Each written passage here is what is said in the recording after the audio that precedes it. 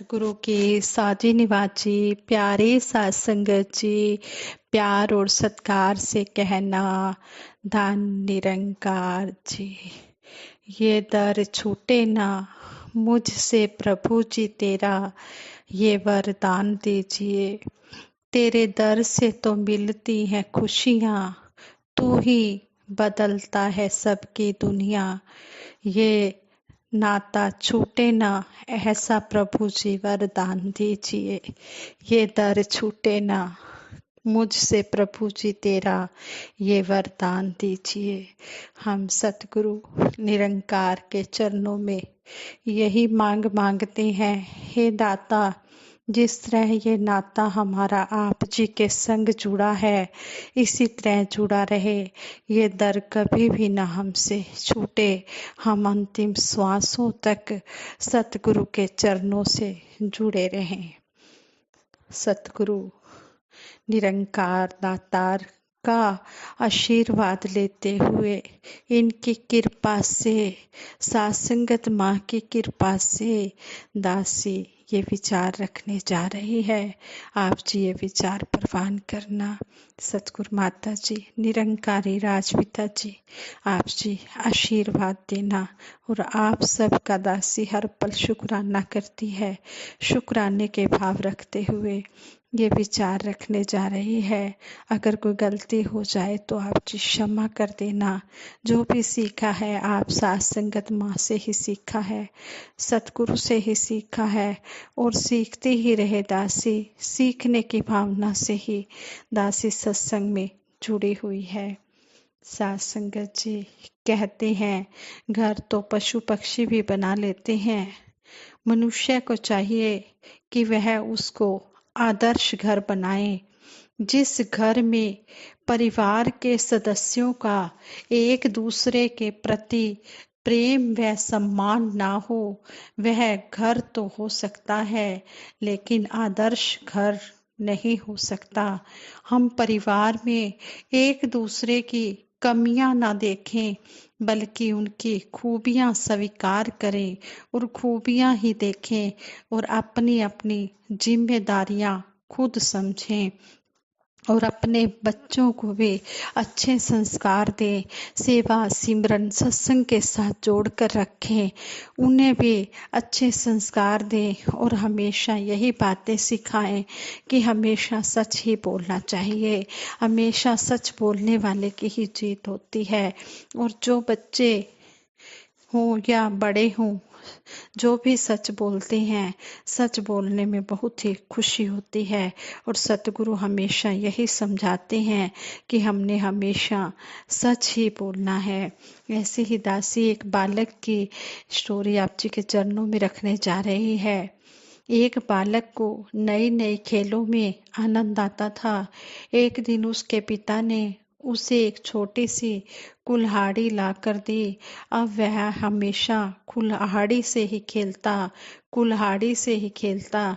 एक दिन खेल खेल में उसने कुल्हाड़ी से आम का एक पेड़ काट डाला। उस समय बालक के पिता बाहर गए हुए थे। बालक पेड़ काटने के बाद भूल गया। शाम को पिताजी घर आए और उन्होंने कटा हुआ पेड़ देखा। कटे हुए पेड़ को देखकर पिताजी को बहुत गुस्सा आ गया। पिताजी को पेड़ों से बहुत प्रेम था। उन्होंने बालक से पूछा, यह आम का पेड़ किसने इतनी बुरी तरह से काटा है? बालक डर के मारे कांपने लगा और सोचने लगा कि सच बोलेगा तो सजा मिलेगी, हाँ झूठ बोलने पर सजा से बचा जा सकता है। फिर बालक के मन ने धिक्कारा, नहीं, झूठ बोलने से सजा तो नहीं होगी, किंतु झूठ बोलना भी तो गलत ही है। यह सब सोचकर बालक डरते डरते बोला, पिताजी, इस पेड़ को मैंने काटा है। बालक की बात सुनकर पिताजी के चेहरे पर खुशी की झलक आ गई। वह जानते थे कि पेड़ उनके बेटे ने ही काटा है। वह तो बस बेटे की ईमानदारी परख रहे थे।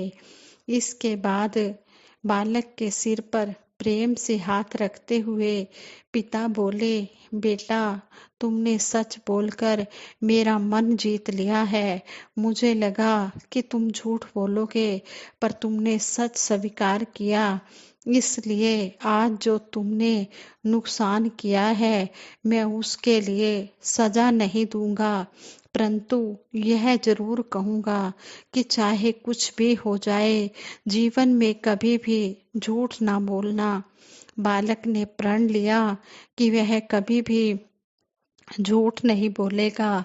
यही बालक आगे चलकर अपनी सच्चाई व मेहनत के बल पर देश के पहले राष्ट्रपति बने। उनका नाम था डॉक्टर राजेंद्र प्रसाद।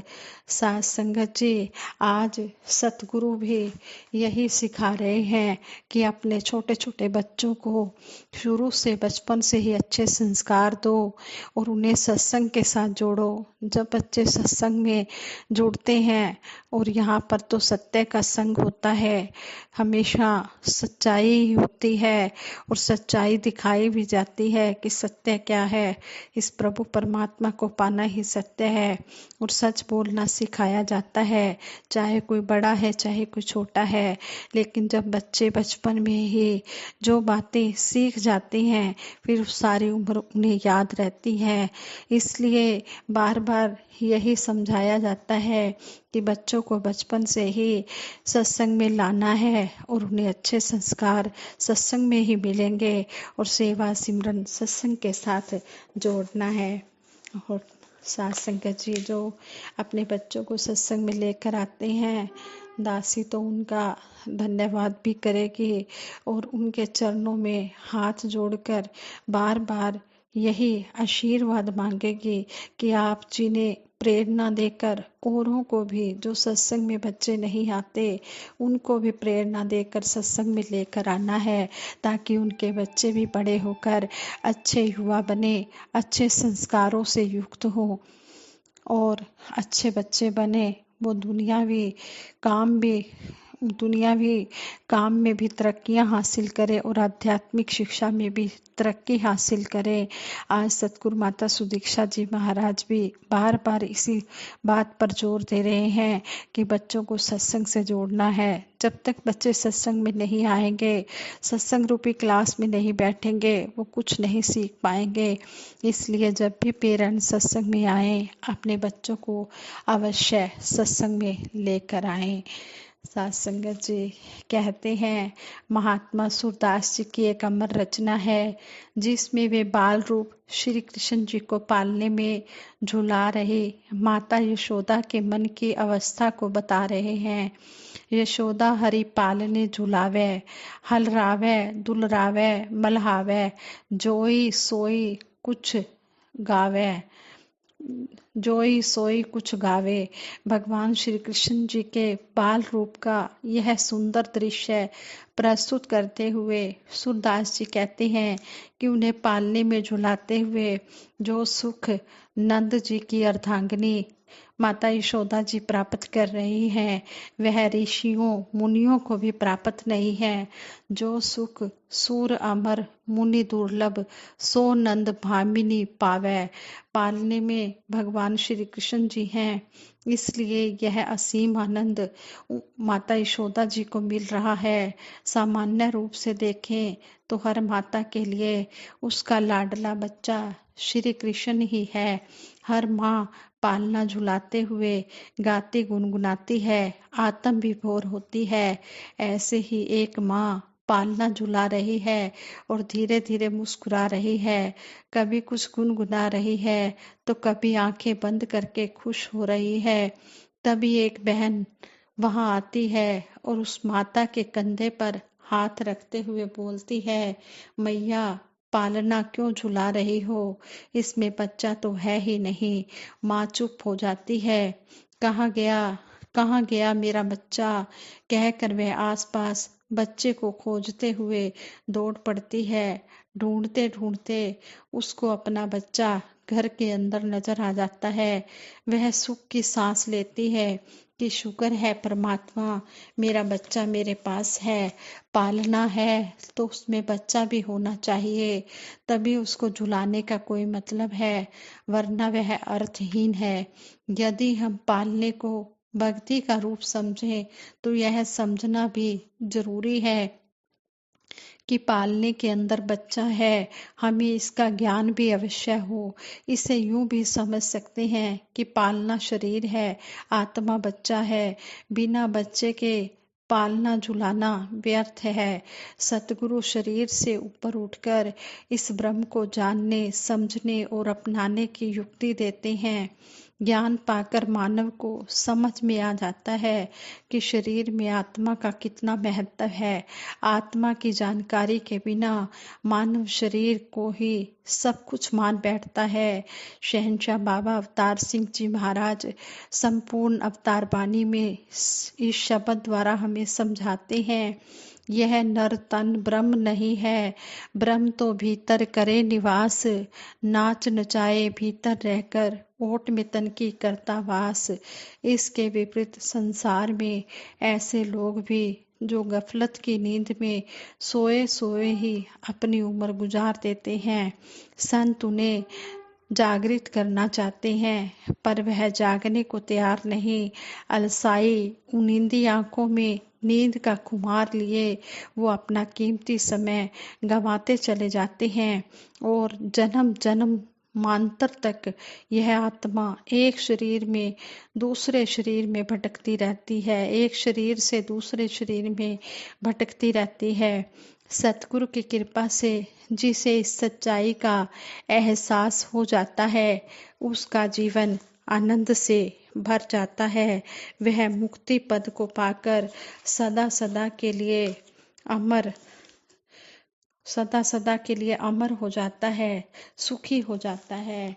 संगत जी, यहाँ पर इन विचारों का द्वारा हमें यही समझाया गया है कि जो इस निरंकार से जुड़ जाता है, जो सतगुरु की कृपा से इस ब्रह्म ज्ञान को ले लेता है और सतगुरु के कहे अनुसार अपना जीवन गुजारता चला जाता है, सतगुरु के हर आदेश को मानता चला जाता है, सेवा सिमरन सत्संग में अंतिम श्वासों तक लगा रहता है, उसका जीवन मुक्त हो जाता है, वह मुक्ति का पद पा लेता है। संगत जी, इन विचारों में बच्चों के बारे में भी कहा गया है और बड़ों के बारे में भी कहा गया है कि बच्चों को बचपन से ही सत्संग में जोड़ना है और जिन्होंने ब्रह्म ज्ञान ले लिया है उनके बारे में भी सतगुरु ने समझाया है कि ब्रह्म ज्ञान लेकर हमने घर नहीं बैठ जाना, हमने कार्य व्यवहार भी अपने करने हैं, जो हमारे दुनियावी कार्य व्यवहार हैं वो भी करने हैं, अपने परिवार का अपना पालन पोषण भी करना है, साथ में हमने इस साधना को खुराक भी देनी है, सेवा सिमरन सत्संग भी करना है। जिस तरह नहाने के लिए, जिस तरह शरीर को हम साफ करने के लिए साफ करते हैं नहाकर, इसी तरह इस आत्मा की जो खुराक है वो ये सत्संग है। तो हमने सत्संग में हमेशा जुड़ना है। जब हम सत्संग में आएंगे तो सेवा भी होगी और सिमरन भी होगा। इसलिए बार बार सतगुरु हमें यही समझाते हैं कि ब्रह्म ज्ञान लेने के बाद हमने सेवा सिमरन सत्संग ये तीनों कार्य करते चले जाना है, तभी हम मुक्ति के हकदार हैं। साथ संगत जी, विचार करते हुए बहुत सी गलतियां हुई होंगी, उन गलतियों के लिए आप जी क्षमा कर देना और दासी सबके भले की अरदास करते हुए सिमरन कराएगी। सभी ने मिलकर सिमरन में साथ देना है। तू ही निरंकार मैं तेरी शरण हाँ, मैनू बख्श लो। तू ही निरंकार मैं तेरी शरण हाँ, मैनू बख्श लो। बोलिए सतगुरु माता सुदीक्षा सविंदर हरदेव जी महाराज की जय। निरंकारी राज माता गुरु वचन अवतार की जय। साथ संगत जी प्रेम से कहना धन निरंकार जी।